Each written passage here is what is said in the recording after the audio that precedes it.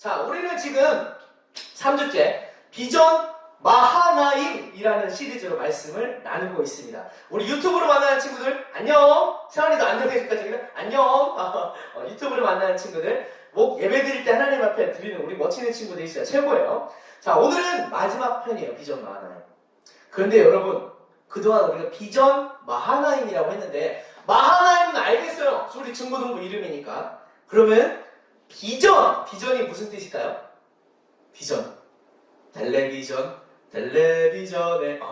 비슷해. 텔레비전은 이런 어떤 전파 신호로 보여준다라는 뜻이었죠. 보여준다. 그렇다면 텔레가 전파 이런 뜻이거든요. 비전은 무슨 뜻일까요? 하나님께서 보여준다? 오, 맞아. 비슷해. 풀이하면 그런 뜻이에요. 하나님께서 보여주다라고 대답했는데, 맞아요. 하나님께서 보여주신 그것을 말하는데, 비전은 무슨 뜻이냐면요. 바로 꿈. 꿈 아니면은, 목표? 목적? 이런 걸 바로 비전이라고 해요. 자, 지난주부터 전도사님이 3주 연속 등장하고 있어요. 중학교 때 사진이. 이번 주까지만 등장해볼게요. 자, 전도사님이 이때 말고 더 어릴 적에 귀요미 시절이 있었습니다.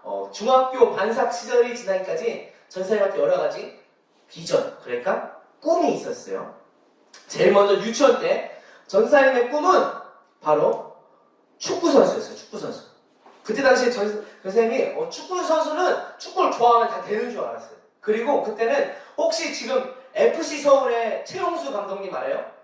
모를 수도 있지만 괜찮아요. 그때 그 최용수 감독님이 최고의 선수였어요. 지금 마치 손흥민처럼 다 아는 그런 선수였어요.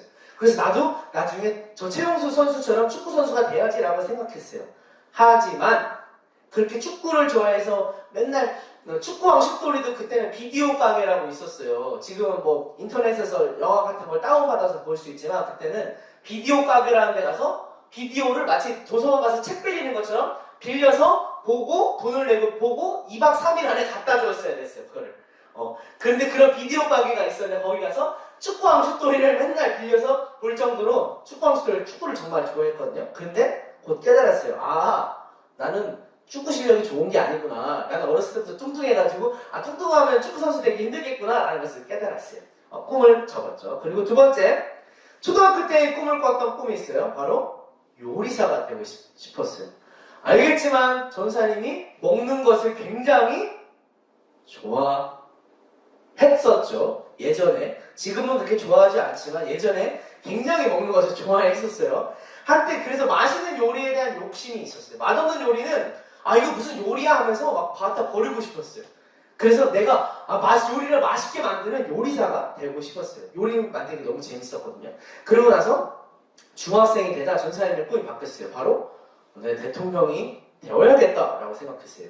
대통령이 돼서 나라를 한번 잘 다스려 보고 싶었어요. 하지만 알 수 있었어요. 곧 전사님이 진짜 하고 싶은 일이 대통령 되는 게 아니라는 거예요. 한 가지 꿈을 더 꿨습니다. 바로 이 사람 누구예요? 혹시 알아요?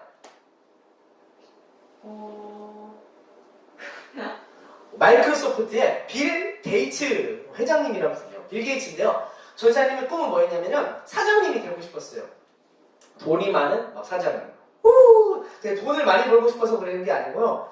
돈을 벌어서 욕심쟁이처럼 하고 싶은 게 아니라 돈을 벌어서 정말 필요한 데 쓰고 어려운 사람 도와주고 사회를 좀 아름답게 꾸미고 나라를 좀 부강하게 하고 하는 그런 일에 전사님이 그런 훌륭한 사람이 되어야겠다는 그런 꿈이 있었어요. 그런데 고등학생이 되어서 전도사님이 예수님을 진짜로 믿게 되었어요. 그러니까 전사님 꿈이 바뀌었어요. 사장님이 되어서 많은 사람을 돕고 싶었는데 왜 돕고 싶었냐면 그 사람들을 행복하게 해주고 싶었기 때문이거든요. 근데 예수님을 만나고 나니까 깨달았어요. 진짜 행복하게 하는 것은 돈으로서 어떤 사람을 도와줘서 행복하게 하는 것보다도 내가 만난 하나님의 사랑을 그 사람도 받게 하는 것, 그 사람도 하나님 만나게 하면 저 사람도 행복할 수 있겠구나 라고 생각했어요. 그래서 목사님이 되어야겠다는 생각을 했고 지금 전도사님이 되어서 이렇게 꿈을 이룬 거죠. 자, 이렇게 내가 되고자 하는 것. 우리 세월이는 뭐가 되고 싶어요? 비밀? 비밀? 옛날에 되고 싶다고 옛날에는 판사였나 의사였나 되고 싶었다고 했었던 것 같은데 맞죠? 한 3학년 때인가 그때는? 아니었어요? 이렇게 내가 되고 싶어 하는 것, 또 내가 바라보고 목표하는 것, 그게 바로 나의 비전이에요. 나의 꿈, 나의 목적. 비전 마하나임 무슨 뜻일까요? 우리 마하나임이 함께 꿈꾸고 우리 중고등부가 함께 목표 삼고 함께 우리의 마음속에 비전으로 삼는 것이 바로 비전 마하나임이에요. 아까 지난주 지지난주 어떤 말씀을 했었죠? 첫 번째는 하나님을 기억하는 중학생이 되자는 거였어요. 두 번째는 거듭나는 중고등부 되자는 거예요. 세 번째는 오늘 바로 부흥이라는 주제를 나눌 거예요. 먼저 부흥이 뭔지 살펴보고 우리 마음속에 부흥을 비전을 함께 품었으면 좋겠습니다. 자, 부흥이 뭐냐? 부흥은 따라해볼게요. 하나님을 믿는 게 하나님을 믿는 게 많아지는 거예요. 많아지는 부흥이 뭐라고요? 하나님을 믿는 게 뭐 하는 거? 많아지는 거예요. 첫 번째로 사람이 많아지는 거예요. 하나님을 믿는 사람들이. 지금 우리 친구들 중고등부 다 하면 7명이거든요. 비록 오늘은 세환이 혼자 나와 있지만 작년에 솔직히 많이 늘어난 거예요. 작년 6학년 처음 시작할 때 6학년 우리 교회 4명밖에 없었어요. 근데 갑자기 작년에 2명이 오고 또 올해 중고등부 시작하는데 한 명 또 와가지고 7명이 됐거든요. 이렇게 하나님을 믿는 사람들이 많아지는 게 첫 번째 부흥의 의미예요. 저 사람 진짜 이렇게 늘어나는 것에 감사하고 있어요. 이렇게 하나님을 믿는 사람 늘어나는 게 부흥인데 저 사람 이게 다 늘어났다고 생각하지 않아요. 더 늘어났어. 7명이 아니라 70명.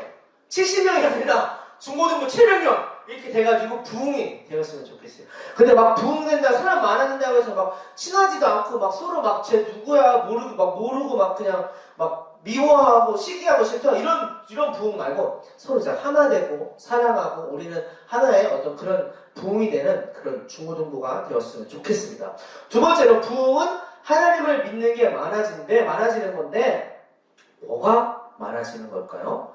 바로 하나님을 믿는 믿음의 크기가 많아지는 거예요. 믿음의 크기. 첫 번째는 뭐가 많아진다고요? 믿음의 크기? 첫 번째 사랑. 하나님의 믿는 사람들이 많아지는 게 첫 번째 부흥이고 두 번째는 하나님 믿는 사람들의 믿음이 커지는 거, 믿음이 많아지는 게 부흥이에요. 혹시 전사님하고 같이 그 영화를 봤었죠? 어벤져스 엔드게임 같이 봤었죠? 태연이 기억나죠? 타노스 나오는 영화. 거기 보면 아이언맨 나옵니다. 아이언맨 나와요. 아이언맨이 결혼을 해서 딸을 낳아요.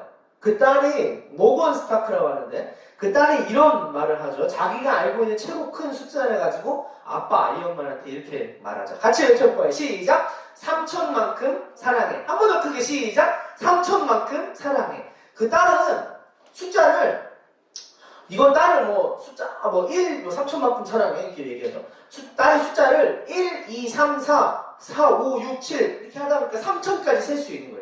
그러니까 자기가 알고 있는 최고 큰 숫자만큼 사랑한다는 것은 뭔 말이냐면 전부를 다해서 아빠를 사랑해 라고 이야기하는 그런 표현이죠. 이걸 가지고 좀 다른 것에도 활용해 볼 수 있을 것 같아요. 예를 들어서 옆집에 사는 마이클 난 쟤는 500만큼 사랑해. 아니면 이런 볼펜 20만큼 사랑해.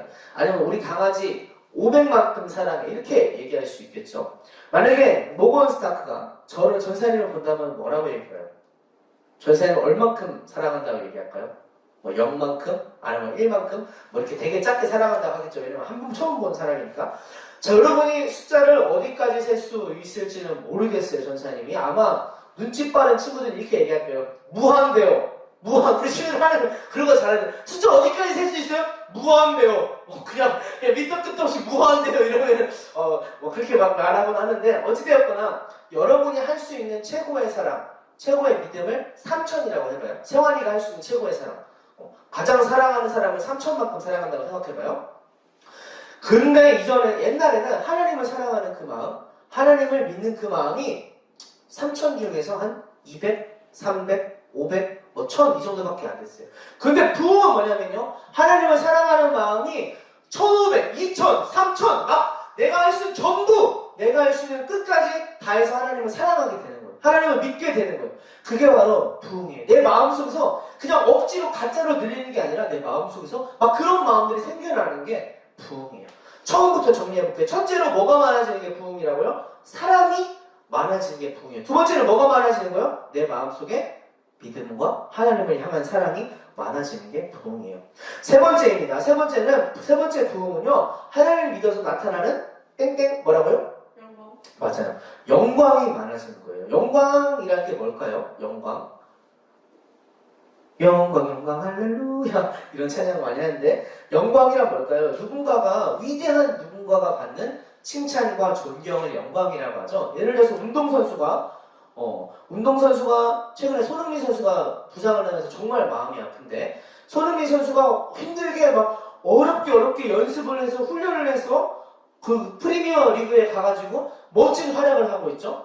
그렇게 힘든 어려운 과정을 다 견디고 나서 크게 활약할 때 그 선수에게 정말 저 선수 대단해, 정말 존경받는 선수야 라고 하는 그런 어떤 존경과 칭찬을 영광이라고 할 수 있습니다. 혹시 영화 기생충 알아요? 알죠? 요즘에 막 상 엄청 많이 받았잖아요. 오스카에서도 상을 받고 상을 되게 많이 받았어요. 그런 걸 바로 영광이라고 하는 거예요.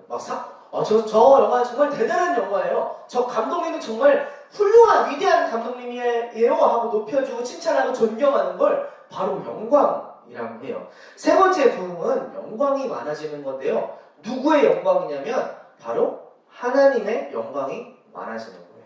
하나님의 영광. 하나님이 위대하신 분이야. 하나님 대단하신 분이야. 하고 하나님의 영광이 많아지는 거예요. 그리고 하나님의 사람들의 영광이 많아지는 거예요. 하나님의 영광이 많아진다는 건 뭐냐면요. 하나님을 진짜로 믿으니까 하나님 예배하지 않고는 견딜 수가 없는 거예요. 하나님 대단하시다. 하나님 정말 위대하신 분이에요. 칭찬하고 존경하고 경배하지 않고서는 막 견딜 수 없는 거예요. 하나님께 막 박수치고 찬양하고 이렇게 안 하고서 견딜 수 없는 거예요. 그런 일들이 바로 일어나는 게 바로 하나님의 영광이 많아지는 게 부흥이에요. 그리고 하나님 부흥은 또 다른 영광은 뭐냐면 하나님의 사람들의 영광이 많아지는 거예요. 하나님은요, 하나님을 믿는 사람들, 세환이나 전도사님 같은 하나님을 믿는 사람들을 또 우리 유튜브로 만나는 우리 친구들을 절대 버리거나 모자라게 하거나 꼴찌가 되게 하거나 아주 실패 속에 아예 버려지도록 하는 분이 아니세요. 잠깐 내가 어떤 힘든 상황을 만나고 어려운 상황에 놓일 수는 있지만 하나님은 하나님의 사람들을 높여주시고 세워주시고 일으켜주시는 분이에요. 그렇기 때문에 진짜 부흥을 경험하면 뭐냐면 하나님의 영광, 우리 하나님께 경배해서 하나님 받으신 영광도 많아지지만 하나님께서 우리를 높여주시기 때문에 우리가 받는 하나님의 사람들이 받는 영광도 많아지는 거죠. 그리고 우리가 그렇게 영광을 받을 때 우리 어떻게 해야 되나요? 이 영광은 제가 받을 게 아니라 하나님이 받으셔야 합니다 라고 하고 하나님께 영광을 돌려드리는 거예요. 혹시 가끔 시상식 같은 데 보면은 무슨 연예 대상 하고 나서 나와서 수상 하는 사람들이 나와가지고 모든 영광을 하나님께 돌려드립니다 이렇게 말하는 거 혹시 본 적 있어요? 그렇게 말하는 사람이 꽤 많았거든요. 그 말은 뭐냐면 이 영광은 내가 받아야 하는 게 아니고 나를 이 자리까지 높여주신 하나님께서 받으셔야 할 영광입니다 라고 하는 그런 말이에요. 우리가 부흥을 경험할 때 하나님의 영광이 많아지고 그리고 우리가 받는 영광도 하나님께 올려드리는 그런 사람이 되었으면 좋겠습니다. 정리할게요. 부흥이 뭐라고요?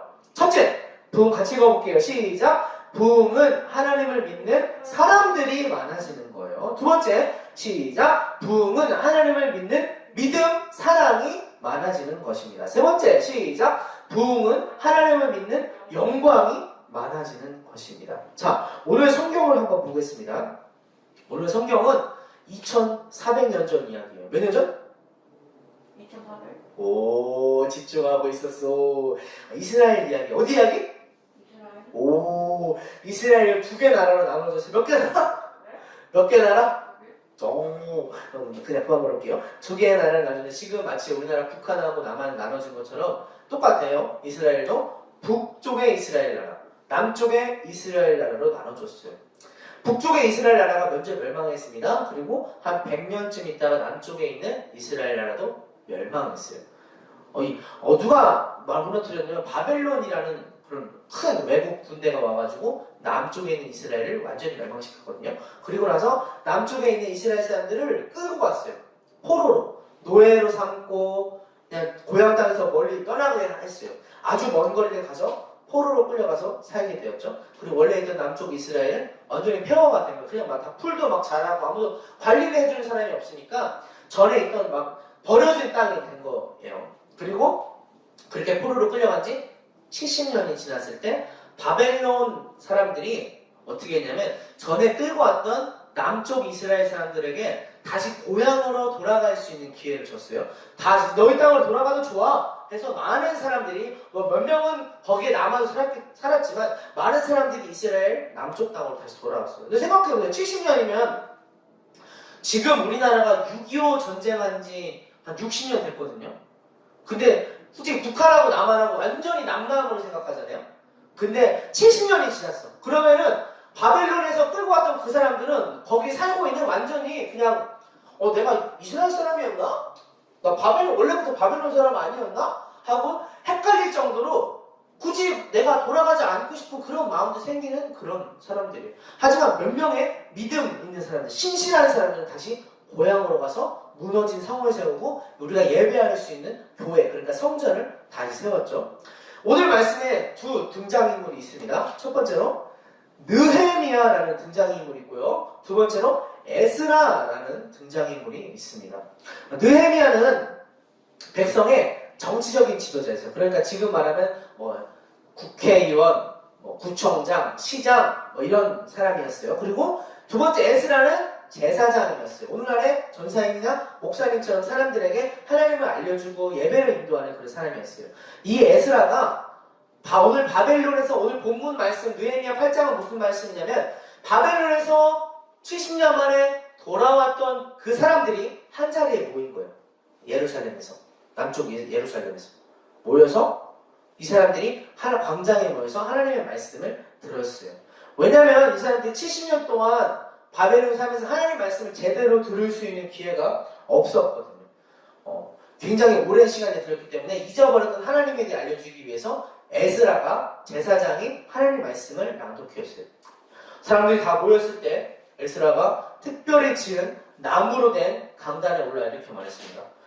대초에 하나님이 천지를 창조하시니라 하면서 창세기 1장 1장부터 계속 다 말씀을 읽어준 거예요. 이렇게 1시간, 2시간 말씀을 들으니까 사람들이 막 한 명씩, 두 명씩 울기 시작하는 거예요. 왜 울었을까?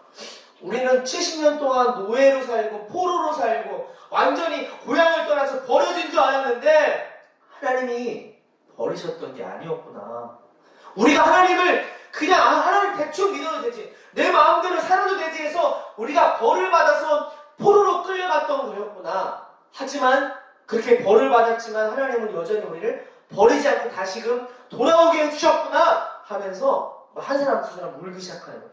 마음속에 하나님 이제부터 진짜 하나님 믿음으로 살아야겠어 라는 그런 마음들이 막 사람들이 그렇게 된 거예요. 그걸 바로 부흥이라고 하는 거예요. 사람들 마음속에 하나님에 대한 마음, 하나님을 찾는 마음이 생겨난 거예요. 그게 부흥이에요. 그리고 이스라엘은 다시 하나님을 믿는 나라로, 제대로 된 나라로 건설될 수 있었습니다. 오늘 이 말씀을 여러분과 함께 읽고 생각해 본 이유가 있어요. 바로 우리 마하나임 중고등부가 부흥했으면 좋기 때문이에요. 아까 부흥에 대해서 세 가지 배웠는데, 첫 번째 사람이 많아지는 거고, 두 번째 하나님 믿는 믿음이 많아지는 거고, 세 번째 하나님의 영광이 많아지는 건데, 이 부흥이 있었으면 좋겠어요. 오늘 본문 느헤미야서에 나오는 에스라 제사장처럼, 그때 당시의 사람들처럼 하나님을 말씀을 들으면서 하나님 정말 계시구나, 내가 하나님 정말 믿어야겠구나, 하나님은 날 사랑하시구나 하는 그 하나님을 찾는 마음이 많아지는 진짜 부흥이 우리 마하나임 중고등부에 있었으면 좋겠습니다. 이 부흥을 비전이라고 했죠. 비전. 부흥을 한번 꿈꾸었으면 좋겠어요. 우리 마음의 목표로 삼았으면 좋겠어요. 뭘 비전으로 삼았으면 좋겠다고요? 목표? 아니, 두 글자 오늘 제목. 부흥? 맞았어. 굉장히 잘 맞췄어요. 우리 친구들이 함께 이 비전의 부흥의 비전을 꿈꿨으면 좋겠습니다. 부흥을 꿈꾸면 부흥을 이루어지게 하기 위해서 어떻게 해야 될까요? 솔직히 말해서 부흥은 우리가 일으키는 일이 아니에요. 하나님이 그냥 일으키신 일이에요. 하지만 사람이 해야 될 일도 있어요. 먼저 부흥을 사모해야 돼요. 사모해야 한다는 것은 뭐냐면 사모라는 말 뜻의 자체는 사모님을 말하는 게 아니고 사모라는 말 뜻 자체는 누군가를 굉장히 사랑하고 막 좋아하고 기대하고 막 바라보고 싶고 그런 마음이에요. 그런 어떤 마음을 사모라고 하는데 부흥을 사모한다는 건 뭐냐면 부흥이 이루어졌으면 좋겠다. 내 마음 가운데 우리 사람들이 많아지고 하나님의 영광이 많아지고 부흥이 이루어졌으면 좋겠다고 하는 그 사모하는 마음이 있어야 된다는 거예요. 두 번째, 우리가 지은 죄를 아파하면서 회개해야 합니다. 하나님은요, 회개하지 않는 곳에, 회개하지 않는 사람들에게 부흥을 주시지 않습니다. 내 마음대로 죄짓고 하나님께 잘못하고 부모님께 잘못하고 이런 것들을 회개해야 합니다. 하나님 죄송합니다. 하나님 잘못했습니다. 하나님 이 죄 때문에 아파하고 계신 그 마음을 저에게 주십시오 라고 이렇게 회개해야 합니다. 그리고 세 번째, 기도해야 해요. 뭐 해야 된다고요? 기도해야 돼요. 기도 없는 부흥은 없어요. 기도하지 않으면 하나님이 일하시지 않아요. 그거 알아요? 하나님은 전지전능하신데 왜 우리에게 막 놀라운 일들이 맨날 일어나지 않는 걸까요? 그 정답은 하나예요. 우리가 그 일이 이루어질 때까지 기도하지 않기 때문이에요. 기도해도 그냥 한 번 하고 잊어버리기 때문이에요. 하나님은 믿음으로 끝까지 드려지는 기도를 절대 놓치지 않으세요. 응답하시는 하나님이십니다. 부흥을 위해 같이 기도했으면 좋겠어요. 자, 지금까지 부흥을 이루어지려면 어떻게 해야 된다고 했죠? 첫 번째, 시작! 같이 읽어볼게요. 시작! 부흥을 사모하십시오. 두 번째, 시작! 회개하십시오. 세 번째, 시작! 기도하십시오. 오늘 2월의 마지막 주일이에요. 다음 주부터는 3월이 되죠? 다음 주는 아니지만 다음 주일은 3월 1일이에요. 그리고 다음 주일 예배 후에 여러분 모두 처음으로 중학교에 입학하게 되죠. 혹시 중학교는 그대로 정상적으로 입학한대요? 모르겠어요. 그것도 아직 모르는 상황이죠. 코로나가 참 문제가 많이 심한 것 같아요. 전생들 우리 친구들이 입학한다는 그 생각에 굉장히 설레고 기대됩니다. 우리 친구들이 중학교 가서도 믿음 잃지 않고 교회 잃지 않고 믿음의 사람들로 살아가기를 원합니다. 아멘? 아멘?